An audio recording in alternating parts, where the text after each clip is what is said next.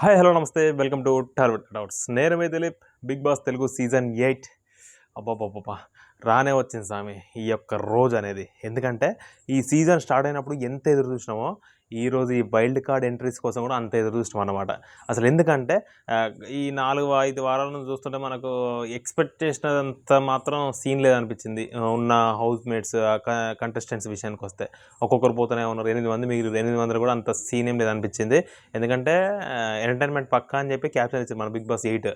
కాకపోతే ఎంటర్టైన్మెంట్కు అంత స్కోప్ లేదు ఇప్పటివరకు ఉన్న కంటెస్టెంట్స్లో. కానీ వైల్డ్ కార్డ్ ఎంట్రెస్ ఒక బీభత్సంగా ప్లాన్ చేశారు బిగ్ బాస్ 8. ఎందుకంటే ప్లాన్ చేయకపోతే వేస్ట్ వృధా. ఎందుకంటే 7 బీభత్సంగా హిట్ అయింది. హిట్ అయిన తర్వాత ఇంత వరస్ట్ మీన్స్ ఎక్స్పెక్ట్ చేసినంత లేదు కాబట్టి ఇప్పుడు వైల్డ్ కార్డ్ ఎంట్రెస్ని ఖచ్చితంగా హైలైట్ చేయాలి వాళ్ళతోటి అని చెప్పిన ఉద్దేశంతో హైలైట్ కంటెస్టెంట్స్ని మాత్రమే తీసుకొచ్చారు. కంటెస్టెంట్స్ విషయానికి వస్తే మొట్టమొదటిగా హరితేజ. బిగ్ బాస్ 1లో ఒక ఊపిన హరితేజ, లాస్ట్ టాప్ 3 వరకు వెళ్ళిన హరితేజను ఫస్ట్ వైల్డ్ కార్డ్ ఎంట్రీగా తీసుకొచ్చారు.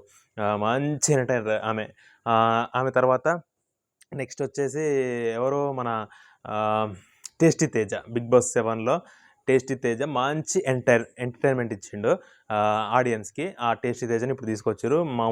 మనోని ఎంటర్టైన్మెంట్ మీ అందరికీ తెలుసు, ఎందుకంటే లాస్ట్ సీజన్లో ఉన్నాడు కాబట్టి ఆయన గురించి ప్రతి ఒక్కరికి తెలుసు. నెక్స్ట్ వచ్చేసి ఎవరు మన నైని పావని. లాస్ట్ సీజన్లో తను కూడా బిగ్ బాస్ 7లోనే వచ్చి ఒక 1 వీకే ఉండి తనదైన బలమైన ముద్ర వేసుకొని పోయింది నైని పావని.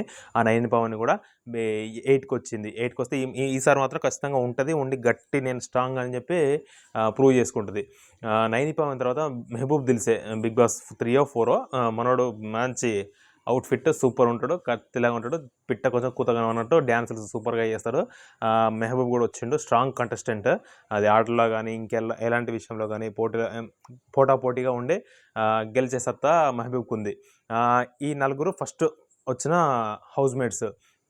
తర్వాత మంచి ఎంటర్టైన్. ఇప్పుడు బిగ్ బాస్ మాత్రం ఖచ్చితంగా ఎంటర్టైన్మెంట్ చేసే వాళ్ళని మాత్రమే తీసుకొచ్చిండు. ఇప్పుడు వైల్డ్ కార్డులో 8 మంది, బిగ్ బాస్ 8 కాబట్టి 8 మంది తీసుకొచ్చిండు. 5th కంటెస్టెంట్స్ విషయానికి వస్తే రోహిణి. జబర్దస్త్ రోహిణి అంటే తను ఎంటర్టైన్మెంట్ కూడా మామూలుగా ఉంటుంది. ఒక బీభత్సంగా అది పంచులు వేస్తూనే ఉంటుంది, తీసుకుంటుంది, మంచి ఎంటర్టైన్మెంట్ ఇస్తుంది. తనతో మంచి ఫుల్ కామెడీగా ఉంటుంది.